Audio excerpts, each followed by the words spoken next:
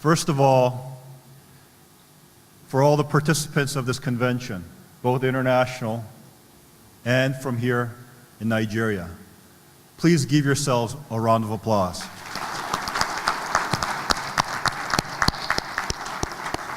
I know that the last 2 days have been very hectic in schedule because we wanted to make sure that as much can be brought out from this conference, because it's you, especially the leaders here in Nigeria, that will need to carry the mantle forward to really bring about a substantial change in your communities and this great nation of Nigeria.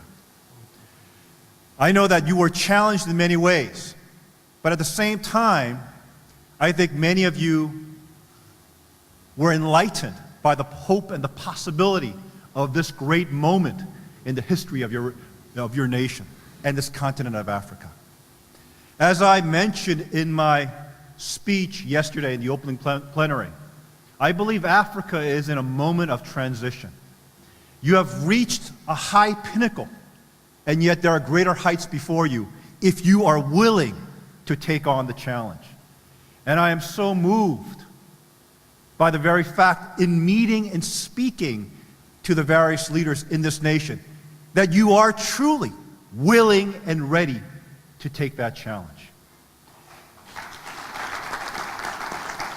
When I mentioned that this is an exciting moment in the history of this continent, is because this is really a break from the traditional relationship that this continent had with the developed world. I believe that the developed world has lost its patina of credibility over the last several years with the breakdown of the financial system, with the lack of leadership on a global stage, dealing with very real problems that are facing many, many millions of people around the world. In this vacuum, there's an opportunity for new leadership to rise, setting a new precedent. Now, being from somebody from a developed country, I call America my home today. I know of the potential of America, but at the same time, I know the challenges within America. When I come to a continent such as Africa, where all you have is your future ahead of you, and you can learn from the lessons of those nations that have charted the path of development before you. You can pick and choose the path to your development. This gives Africa and the developing world a tremendous bevy of opportunities to really chart the path for their development, for their prosperity, without sacrificing some of the more important things that many nations that came before you had to sacrifice for the sake of modernity. Now, as a Korean, I know this personally. Yes, Korea was at one point in its history, South Korea, the poorest nation in the world after the Korean War. It was poorer than Nigeria. Yet today, 60 years later, it is the 12th largest economy in the world. The Korean people reached those heights because they chose to be self-reliant. They chose to determine their own future. And in one sense, they bought into the whole Western model of development, even giving up some of the most cherished and most important parts of their culture and tradition, one of which is the Korean family. I believe that the developing world in Southeast Asia, in Latin America, and in Africa can learn from these lessons. So they can chart a path for development that affects the lives in a positive way of all their citizens, but at the same time, do not lose something in the process. And I believe that through this vision of one family under God, and the fact that we are touching upon the core root issues that can bring about a peaceful, harmonious, united humanity, which are really our spirituality. rooted in principles and values and a common spiritual vision. Now, in the past, many institutions, organizations, individuals, and nations have tried to deal and tackle with the issue of conflict and peace and corruption. And they have done it through political or diplomatic means or economic aid. And they have done and followed that same paradigm over decades and decades and decades with the same result, without really resolving any major conflict in any part of our globe, without really sincerely dealing with the issue of peace, defining what that means, and without rooting out corruption that plagues all of our nations around the world, even in the developed world. The reason why, I believe, is because we have failed to identify how to address those issues.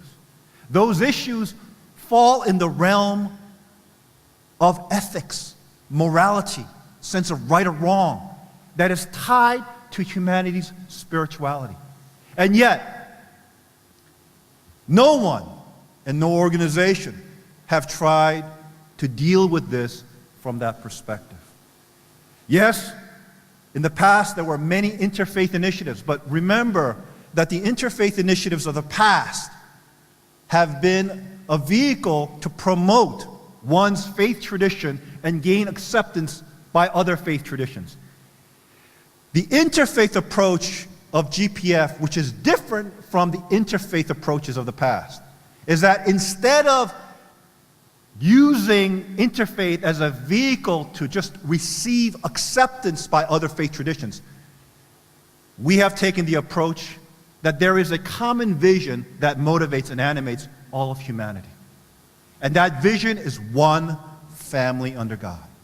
But more importantly, there is a common thread that exists in all the faith traditions that articulates and identifies universal principles and values as the guiding compass of our daily lives.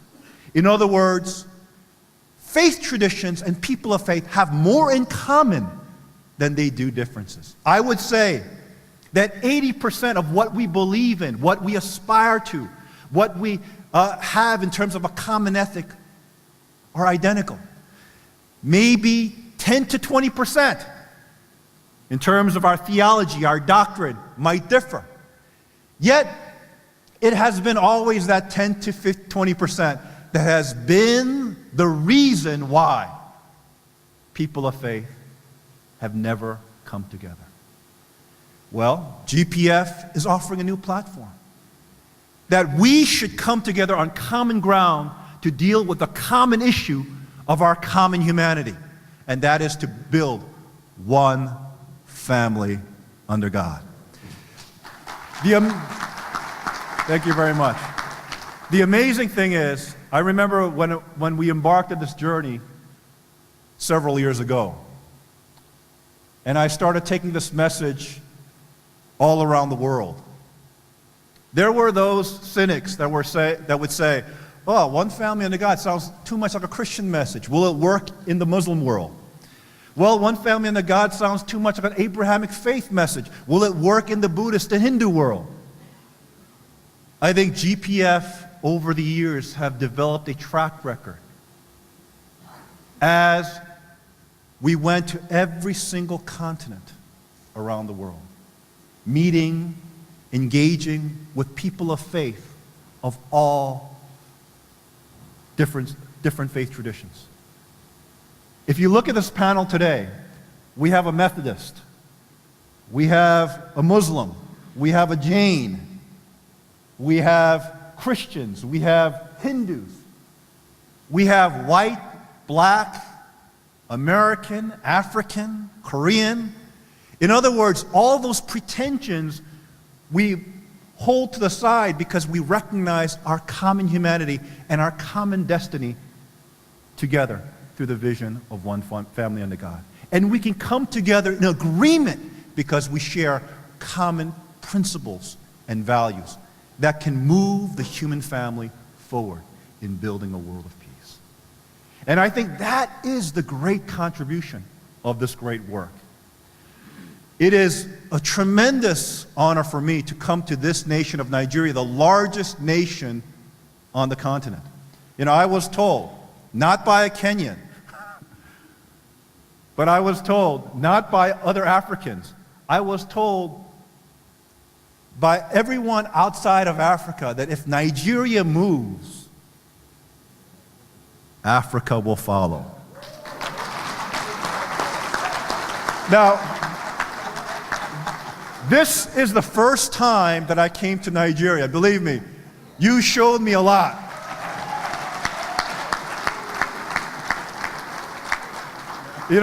Many times I tell my staff, I come to these nations and I never have the chance to go around and actually see the nation itself. Usually I'm stuck in this conference, I'm stuck in meetings, but actually I value those meetings the most as I met with the leaders of this nation. Because as I said in my speech, I do not see the true value of this nation in its resources, although you have tremendous resources. You have tremendous potential. I see the value of this nation in its people and the potential leaders that I could inspire.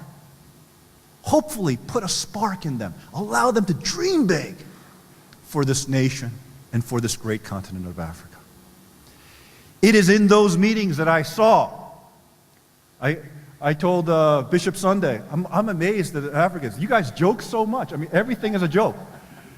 But you have a tremendous sense of humor that's contagious.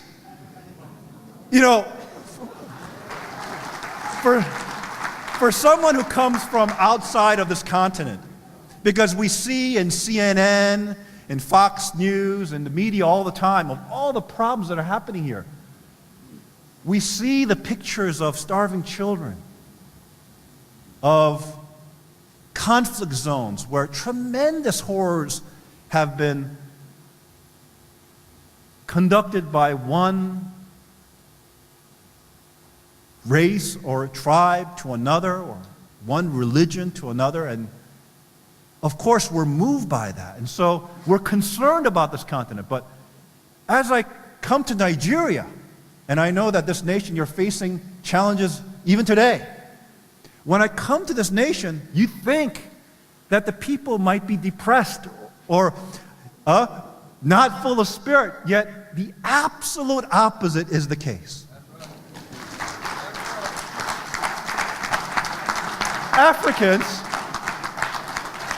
Africans have not been overwhelmed by their challenges. They have the spirit. They have the sense of hope to build a brighter future for themselves, their families, and their future generations. And that